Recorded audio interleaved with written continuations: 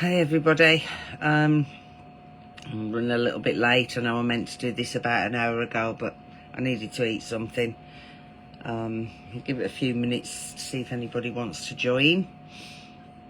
I'm just going to stick a post on Facebook on the computer while I'm yapping away on the phone, if I can actually figure it out.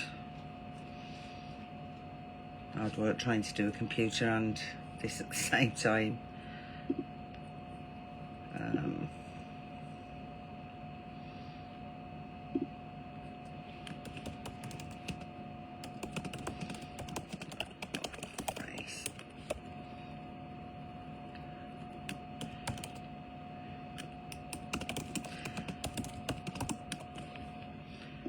Right, that's the Facebook post done. Hopefully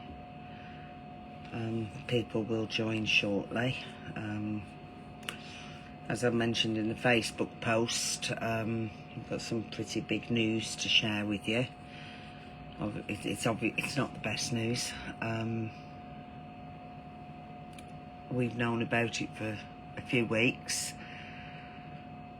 but it's the reason why I came here. I wasn't actually meant to come out until about April time, but basically 2 days after I got back to the UK after my trip over Christmas, we got a phone call from local government basically telling us we are being evicted from the shelter. Completely out of the blue. We've actually had a lawyer working for us for about 6 months, trying to get the land officially and formally permanently signed over to us, and it's been 6 months of running around from office to office, putting letters in, requesting the land and getting nowhere basically. Now obviously we didn't set the shelter up on this land. It was done by the prior incumbents of the shelter, and obviously she basically fucked off and abandoned the shelters, at which point we had no choice but to take over. And we'd always been led to believe that it had all been done officially on paper and all the bells and whistles signed and stamped, and that obviously wasn't the case. I have managed to find out since, and I've managed to dig out some paperwork that tells us, yes, the land was allocated for the use of an animal shelter, but it was only on a temporary basis. So here we are, coming up to 7 years later, and the government have just told us we have to move. Now, the government have actually been good in the fact that they have offered us land. However, number one, the land is literally 300 metres away from where the shelter currently is, which in theory would make it easier to move all the outside dogs, the driveway dogs, without having to drive them and, you know, catch them and then drive them to a new location. But and the land is quite large. I've been to see it, and it's got some serious potential, but there is nothing on that land. God. We anticipate to move, it's going to cost us something in the region of about $300,000 to $350,000. We are going to have the entire shelter rebuilt from scratch. We won't be able to deconstruct this current shelter to build it because there will be nowhere for the dogs to go. So we've got to do concrete, we've got to do electrics, we've got to do plumbing, sewage. We've basically got to start again from scratch, and obviously I don't know how we're going to raise that sort of money. Now the government haven't given us a timeline at this stage. All we know at this stage is that many years ago they signed a contract with some people that wanted to build warehouses on the land. And as you know, there's warehouses been popping up all around us for sort of a couple of years now. And now the time has come where the people that have got the contract for the land want to start building. So we don't have a timeline yet. We are trying to get one because obviously, you know, I need to know, am I going to have time to raise the funds that we need to move? We can't push too hard because otherwise we know that the suggestion will be, well, why, just take the dogs to the government shelter. Well, that is just not going to happen. I will euthanise every single dog here before I let them go to that government shelter. But we're hoping that they're going to say we've got at least a year, but we can't guarantee it. I met with government just a couple of days ago, and they said that they didn't have the authority to give us this land, or to give us the 25-year minimum lease that we've asked for on the land that they've offered us. And they've said they can do it semi-formally, and I'm like, well, I can't spend 300 grand semi-formally and then have you knocking on the door 2 or 3 years from now telling me we've got to move again. I said that just cannot happen. So now I have got to try and raise it above local government level to obviously the higher powers, and just hope that they will see it our way. Hi Philippa. And give us the lease on the land that they've offered us for a minimum of 25 years.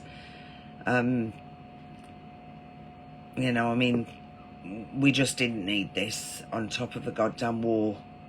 It's... But I somehow have to figure out how to make this work. We will at some point put a fundraiser up. However, I'm not going to rush into putting that fundraiser up until I'm actually able to give our supporters answers on things like timelines of when we have to be out of here. We're not going to be able to build the shelter ourselves. We are going to have to get companies in to do it for us.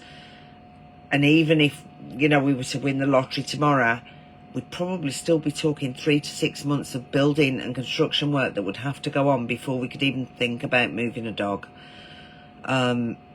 So even if we'd got money, we're not going to be able to do this quickly. I just feel sick. Like the government, they've been reasonable with us, and they're telling us they're trying to hold off the people that obviously want to build on the land, and that's why they've offered us land and why they're trying to help us. But I just don't know how long these people that are going to be building on this land are going to be patient with us. And obviously, whilst nobody wants to say it, if we are unable to raise the funds we need in the time that the government gives us to do it, then it will all be over. There will not be a shelter. The dogs would be put to sleep. And many of you might think, oh, well, the outside dogs would be okay. That is not the case. The outside dogs would not be okay. They are used to receiving meals twice a day. They are used to getting medical care twice, you know, when it's needed. And as they are developing this area, the food supply from the dead livestock and stuff that gets dumped is drying up. They would starve to death. I am not going to let that happen. I will put every animal in this place down before I let that happen.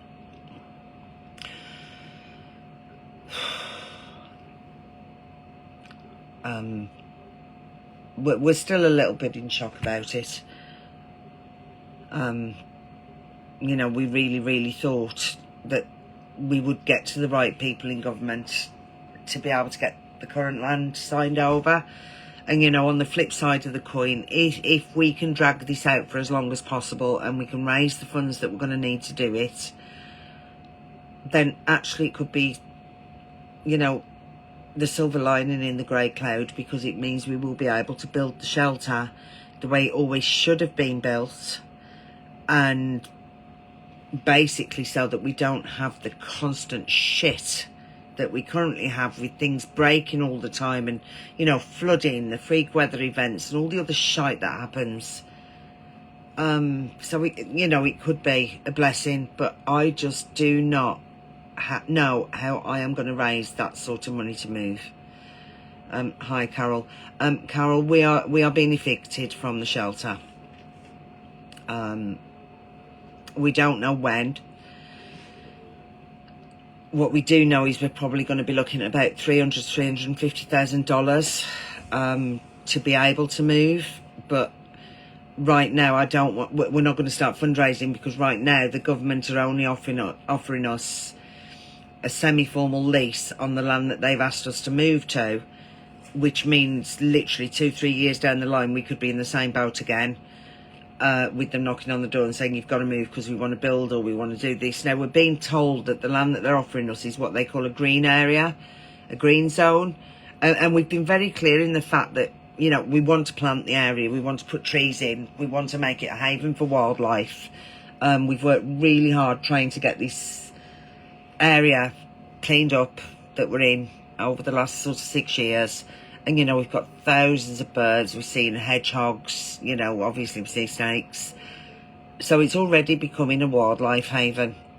And we are willing to commit to doing the same on the new land. You know, and obviously we're going to try and leave part of the land we've been offered kind of in a wild state. It's obviously much nicer. Even though it's only 300 metres away from where we are, the land is much nicer land than the shithole rubbish dump that we're currently living on. You know, and things are growing there. So it's obviously decent land, and apparently it has got a well, which would be a massive bonus, because right now we have to rely on potted water coming in. I just don't know how we're going to make this happen. And I mean, you know, that $350,000 estimate, that's kind of based on roughly, you know, what we've spent over the last 6 years making this place into what it is now, and making it safe and comfortable for the animals that we're caring for. Hopefully it won't be much more, but most of the work that we've done at this shelter, our own staff have done. With the exception of the concrete, obviously, that was poured professionally, although they did an absolutely piss poor job of it. So we are going to have to pay companies. I'm going to have to pay an architect to help me with the design. I already have a visualisation of what we want, so we can fix some of the mistakes that we made previously. But I am going to need an architect. I'm going to need to know all about elevations, so we can look at erosion issues and all that sort of stuff. We will set up a fundraiser, Paula. We're still trying to get our heads around it at the minute, and right now I'm just not sure how much more I can take. You know, I think day 7 of this goddamn war that's going on, I think the hits in Erbil are slowing down, but they are still happening. And then obviously Dr. Teresa left this morning, which was really, really sad. I'm not sure how much a human's supposed to take before they can't take any more. You know, and I mean, you know, I mean, I'm in the office right now, obviously. I'm just try and flip the camera around for you all. So I've got some friends in the office. We've got Harley, and we've got Doggo, and on my bed we've got Lolita, and then we've got little Carol, and then we've got Queen. So, you know, the office is full right now. They haven't given us a time frame yet, Carol. The government are trying to help us. They're not being unreasonable, but obviously they're getting pressure from the people that want to start their construction, which we fully understand, but we can't push too hard, because if we push too hard, we literally could end up with them saying, well, just move your dogs to the government shelter. We've seen that place. It's hell on earth, and I will not put an animal in that place. You know, that is when it comes down to, you know, there are things that are worse than a good death, and I will never ever put one of our dogs into that shelter.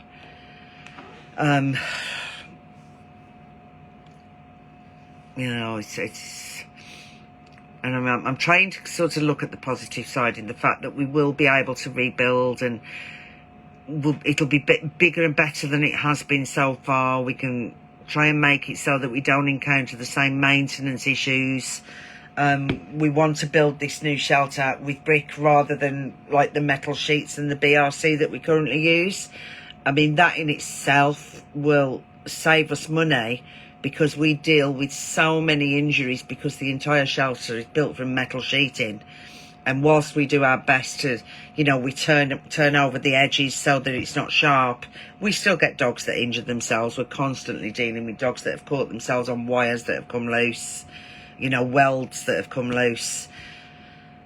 You know, and I have been through this before, you know. I mean, I went through this twice in Afghanistan. Twice I had to rebuild shelters. You know, but that was very, very different. It was far easier to find land. And even if we can't get the land that the government have offered us, because they won't give us 25 years, then I've got to go out and try and find private land, and that ain't going to be cheap. You know, that's, you know, rent here is not cheap. And because, like, I mean, there is a lot of farmland, rural land and stuff like that in the region, but the region is also developing. So, you know, we know people that have bought land, they've built a house on it, and then all of a sudden the government have turned up with a bulldozer and knocked the houses down. So that's obviously a worry. But we thought we just needed to let you guys know, because, like I say, it was a bit odd that I'd come out here anyway, and then, of course, I've come out and this goddamn war has started, so I'm stuck here. And I mean, ultimately, you know, we're fine. You know, we're as safe as we can be, barring any stray missiles. And it will give me more time to be able to deal with government and try and get to the people that are higher up within government, to see if we can get some sort of special permission to take the land that they want for a minimum of 25 years. You know, positive things could come. It's just that this has all happened, and now the war has happened, and Dr. Teresa's left, and we've gone through a really turbulent 6 months. And it's really wearing thin now. It's like, you know, just how many more smacks in the teeth are we going to get? You know, they just keep beating this dog while it's down, and one day it's, you know, it's just going to be one beating too much. You know, after Christmas, I genuinely thought we had fixed all of our problems, and our final battle to fight was going to be the land. You know, we have dealt with every single problem. You know, we had a problem with some of the staff's residencies that was not on us. It was down to previous employers and stuff like that. And our staff had run up, like, a couple of our staff had run up nearly 200 grand's worth of visa fines. Managed to get that all sorted out and get the fines waived, so they've now got their visas and everything sorted properly. So the land was really our last thing. And the lawyer was confident he would be able to find the right people and get it done, but as yet we haven't. You know, initially when he started making inquiries, he came back and he says, oh, well, you know, if you'd have come in 2022, then we would have just signed the land over to you. And it's like, well, in 2022, we were fighting government to try and get registered, because the piece of shit that had originally opened this shelter had put a complaint in about us to the local director of NGOs. So a process to get registered that should have took 30 days took 18 goddamn months, because of that vile woman who subsequently went on and opened another shelter and then starved all the dogs to death.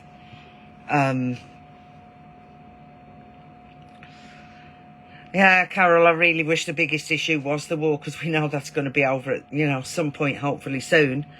You know, and life does have a habit of throwing at us multiple issues at any given time, you know. And I mean, obviously we're only in March, but now I'm starting to panic, because in May, June time, for the last 2 years, we've had a tornado that's ripped through the shelter and caused thousands of dollars worth of damage.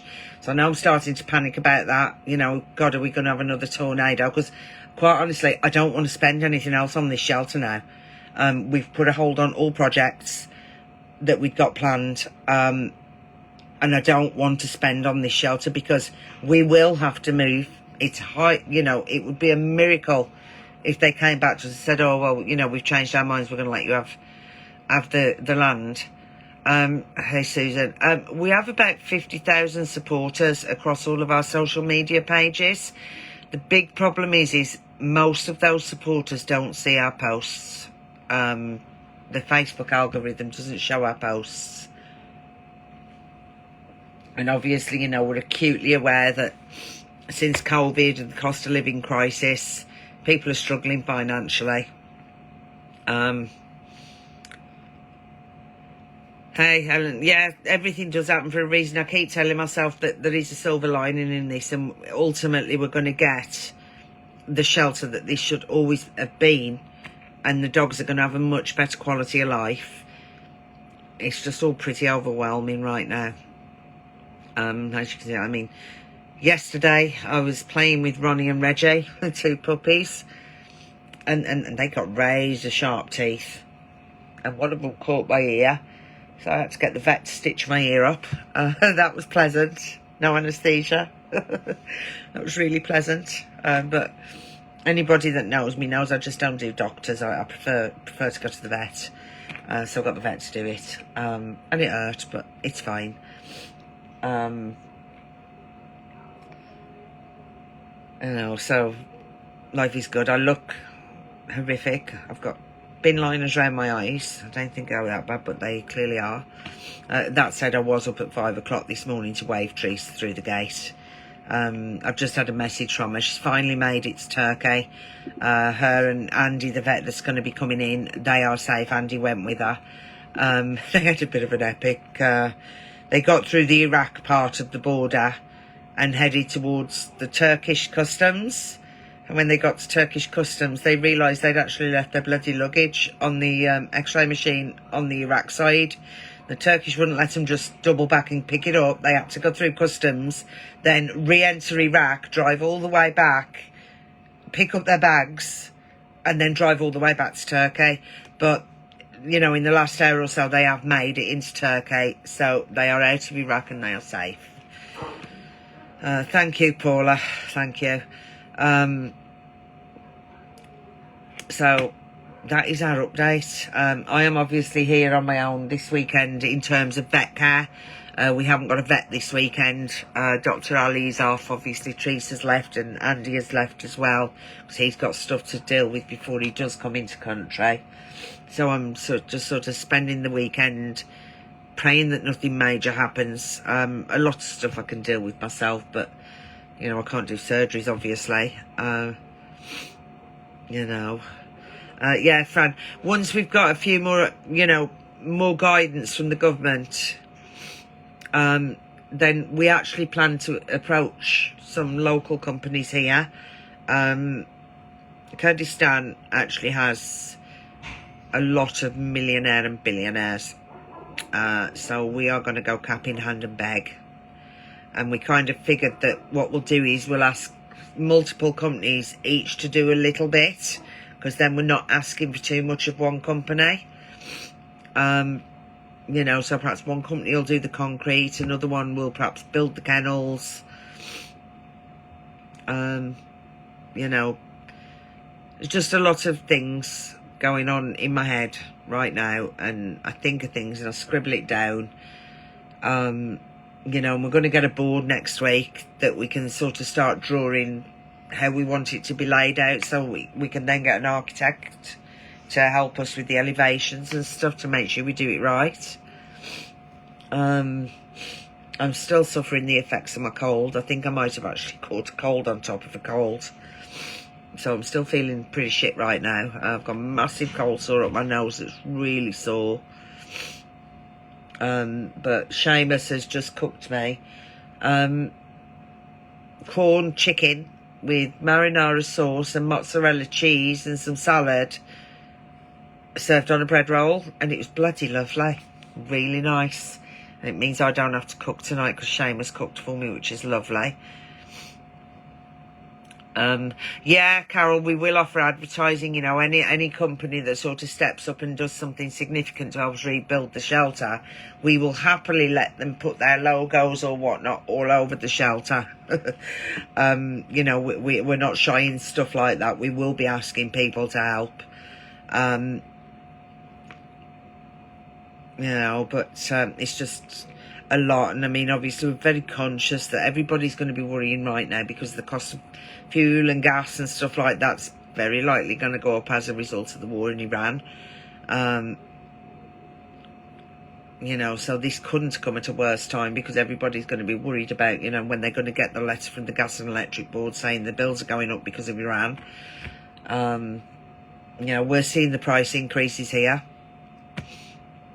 You know, already, you know, I mean, like a bottle of propane cooking gas. Last month we paid like 8,000 dinar per bottle. So about $5-6. And now they're selling them at 25,000 dinar a bottle. And I have seen some posts on social media today saying that the government's not going to tolerate price gouging with stuff like that. And that prices should remain the same. And they put some numbers out that you can call if you try and buy gas. You know, you can call a number to report the vendors. So obviously when we come to buy cooking gas next week, if they try and screw us over, then we will be reporting the company we buy from. You know, I mean, our generator is still running pretty much 24/7 now. We're fortunate to have it. Many people in the city have got no electricity and have had no electricity for a week now.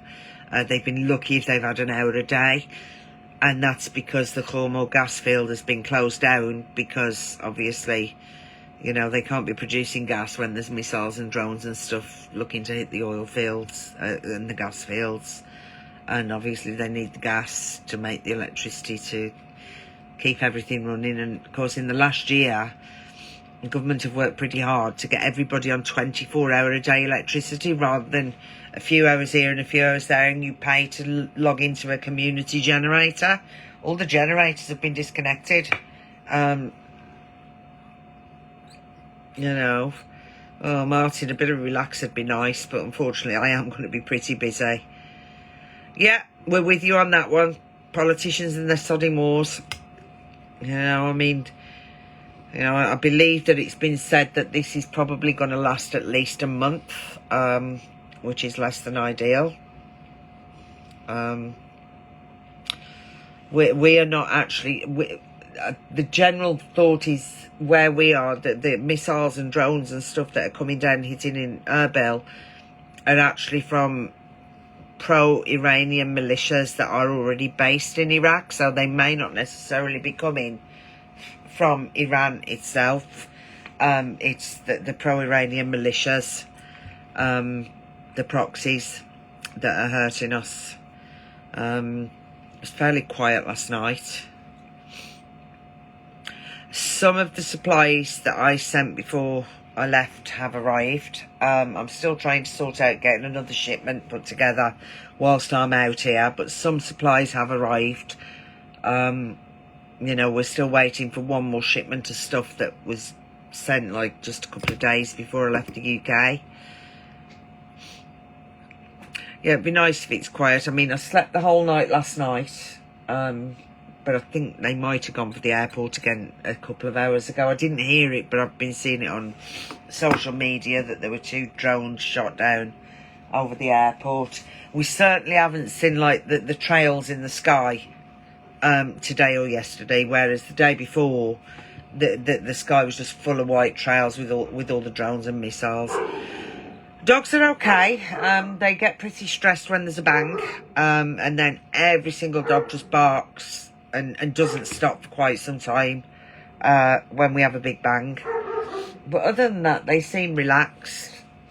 I mean, obviously these guys that I've got in the office with me right now, they, as you can see, they're perfectly relaxed. You know, and Lolita there, who's on my bed, she don't like to move once she's on the bed. And she will actually grumble at me when I try and move her when it's time for me to go to bed. We've got Carol fast asleep there. Old girl Queen there. There will be a couple of more dogs in here by the time I go to bed tonight. I'll have Limpy Taxi. Possibly Chris. Maltesers, I'm down to my last packet. Philippa, I'm not really sure what's going to happen then. Paula, we've actually just, I'm in the process right now of updating the wish list. We are desperate for dog treats and toys. I'm literally, like, just before I logged on, I was updating our wish list to add treats and toys. So we are desperate for that stuff. And that's all on our Amazon wish list. So if anybody wants to help the dogs, please think about sending them some treats and some toys. You know, they would really appreciate that. I mean, obviously, there's some stuff like other stuff that we need, but I've got to get a proper list together of what we're actually running short on. Pee pads we always need. I'm just going to pull the list up and see what we've actually got that we need. So I've added a load of treats. There's some treat boxes on there. That let me just find them.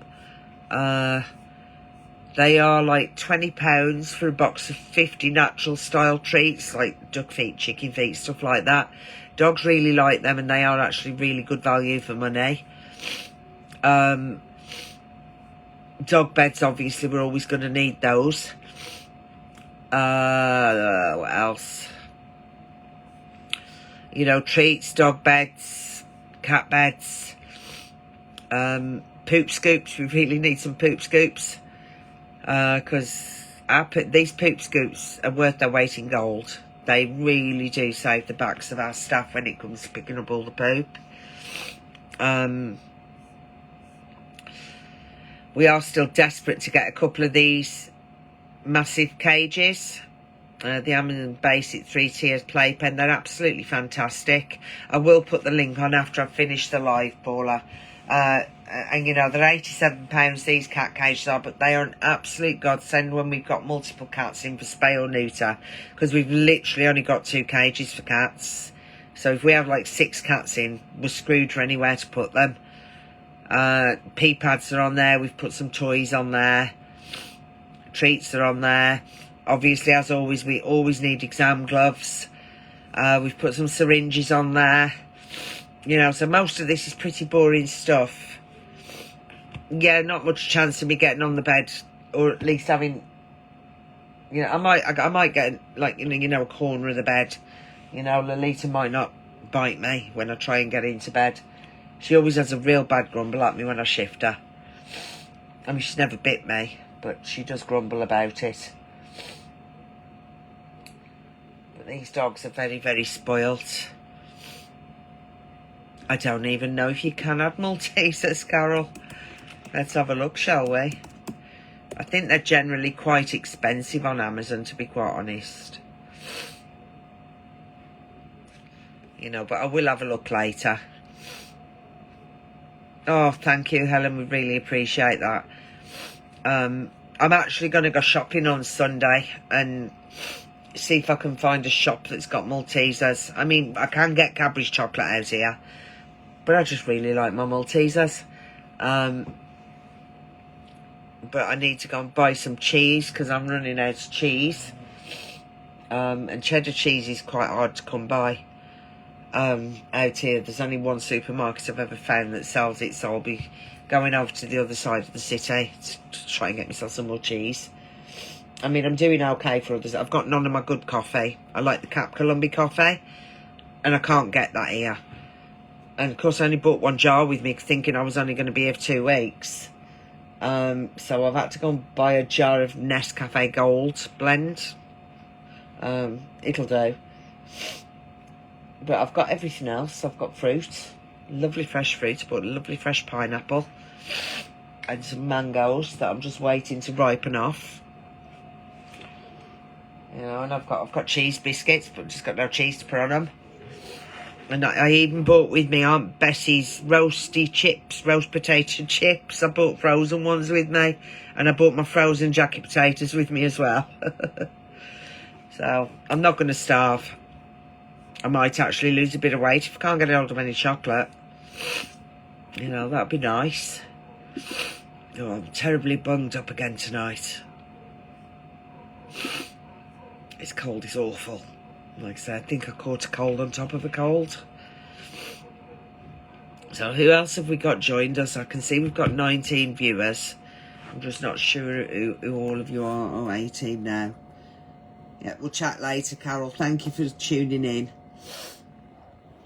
Oh, dear.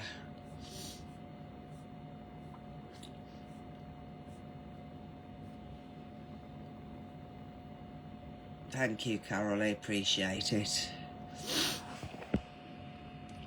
I mean, the weather ain't helping. It's been really nice and warm today. It's been pleasant. But tonight it's bitterly bloody cold again. I think we've actually got rain forecast over the weekend as well. So it's all up and down with the weather at the minute. The winter seems to be dragging. Hi, Tina. Oh, I'm so tired. I'm going to cut this live short soon because I want to go and have a shower, and then I'm going to get into bed, and then I'm going to set my clock for 10 o'clock so I can wake up and do the medications for the dogs that need meds at 10, because one of the dogs that sleeps in the office has to have medication at 10 p.m. The guys do the rest of it, but of course they won't come into the office when I'm asleep at night, so I do Limpy's meds for him, and it's currently 20 past 8.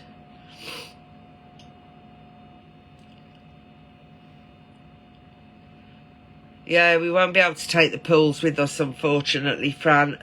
The solar panels, obviously, they will move with us. I mean, we've not actually got the solar panels connected and working yet. We're still figuring out how to do it because the system was built for a 3-phase power system and we only have 1 phase. And it's going to cost us a considerable amount of money to get connected up to 3-phase, which I'm really not thrilled about spending now. We know we've got to move. So now we're investigating if we can actually run the solar off batteries rather than connecting it to the electric. And we're trying to get some quotations, but right now it's looking like to get batteries for the solar farm that big, we're probably going to have to spend about $15,000. And again, it's a long-term investment. You know, these batteries last a long time, but it's just money we don't want to spend right now, money we haven't got to spend right now. Oh, yeah, fizzy feeling you get in your nose. Oh, it's horrible. My eyes look like peels in the snow. Is my mother online? Are you there? She might not be. She might be feeding the dogs. So, has anybody else got any questions for me? Because if not, I'm going to love you and leave you and let you digest the news I've just given you. Like I say, we will at some point put a fundraiser on. I just don't want to do it until I've got more concrete information I can give you. And obviously we'll, I think we're registered on Just Giving now, so we might be able to do Just Giving. We've got GoFundMe. We've got multiple platforms that we will be trying to raise funds on. And I just hope that the government are going to give us enough time to raise what we think it's going to cost to move. I'm sounding like you're sounding like my mother. Yeah, I'll go to bed in a minute, Tina. I need to have a shower because right now I stink of pee. Dogs have been bouncing all over me after bouncing around the kennels in pee, so I stink of pee. Maybe it'll become fashionable to smell like wee one day. I can bottle it and sell it. Special dog pee all the way from Iraq. Dog out here, I'm just watching her. She's giving it this. Her feet are. She's obviously chasing rabbits or whatever in her sleep. Carol, let's bring Carol up to say hello to you. Yeah, you send Fran. She can sort them out. Carol, come here. Come say hello to everybody. Oh my Carol. So this is Carol. My God, this little girl is so pretty. We're having to keep her away from her baby right now, obviously. Cranberry had her surgery yesterday. So we're going to have to keep them apart for about a week while she heals. Say hello, peoples. Hello. This dog is so lovely. I know Mummy loves you. She really is a sweetheart. And she's kind of a boss dog. You know, she lords it all over the big dogs. She really doesn't care about them. Hey, Carol. Say hello. Oh, baby girl. Oh, sweetie. Yes, Mummy. She really is beautiful. I'm actually quite besotted with Carol. Because she is such a lovely girl. How anybody could have dumped her, I will never know. Because she's just so good. Oh, we'll definitely be hitting up the billionaires.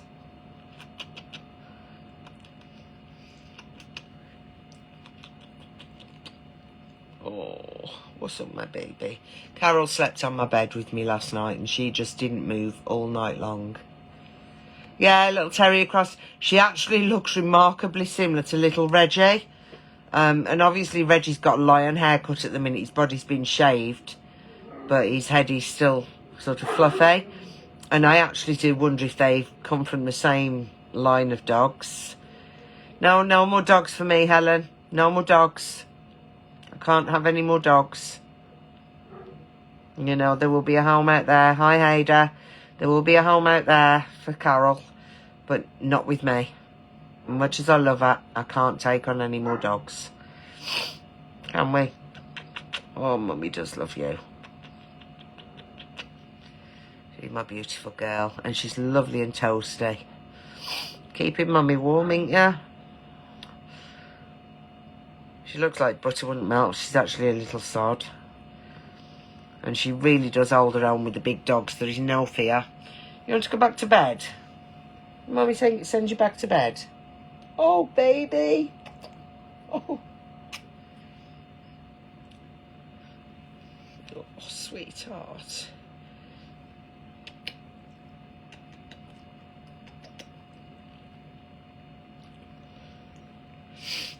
Is it lottery night, is it? I have no idea.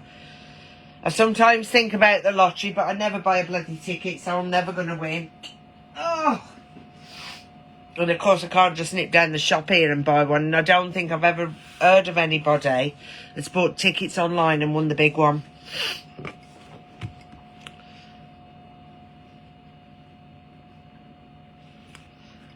Yeah, I agree on that one, Fran. You know, perhaps I should go online and buy a lottery ticket. Maybe I'll get lucky. You know, it would be really nice. Well, you know, I know we will get through this. We will get through it. It's just incredibly stressful right now. You know, and like I say, we're still kind of in shock. That it's come to this. You know, I honestly did not ever think that this would happen, but you know, probably stupid of me to think that way. But you know, it could be our silver lining. We could make the shelter bigger and better than it's ever been before. You know, I mean, I do want to build everything with bricks when we rebuild. No more metal cabins. I would like to you know, have my staff in like brick rooms, not metal cabins. I might actually even have somewhere to stay myself rather than sleeping in the office. You know, and that would be nice if I'd actually got a bedroom. You know, one with a bathroom, that would be really nice. You know, me and Seamus have done a bit of repair work in the clinic bathroom, which is the bathroom I use today. We've kind of fixed the toilet because that hasn't had a lid on it for like a month and a half. So we managed to fix that. And we managed to fix the shower and figure out why the shower wasn't working properly. So that's good. You know, at least I will get a nice warm shower tonight. And we've turned my thermostat down on the water heater because it was like boiling hot. You could have made a cup of coffee with it. It was so hot. Oh, but oh dear. Right, I am going to go. I will stick the link to our Amazon wish list on the post when this publishes online, so that you can, if anybody wants to buy us a packet of dog treats or whatever, I would be eternally grateful, and so would the dogs. And like I say, we are still trying to figure out how to get stuff here while I'm out here. And I guess I will speak to you all soon. I will try and go live again in a couple of days. A busy day planned. So I've been out in the driveway doing mange treatments today. I've seen a lot of dogs with mange again, so I want to get out there again tomorrow and do some of the ones we didn't get today. But I also want to go through the clinic cupboards, get them all sorted out, cleaned up and whatnot, because they're kind of messy at the minute. So me and Saruz are going to be working on that tomorrow with Dr. Zubaydah. Want to try and get as much done as we can before Dr. Ali comes back on Sunday. So it's time for me to go, because I really do need to shower and go to bed. Thank you all for joining us. Hopefully anybody that wasn't able to join the live will be able to watch it on playback. And just want you all to know we really appreciate you, and thank you. And we will chat soon. Bye.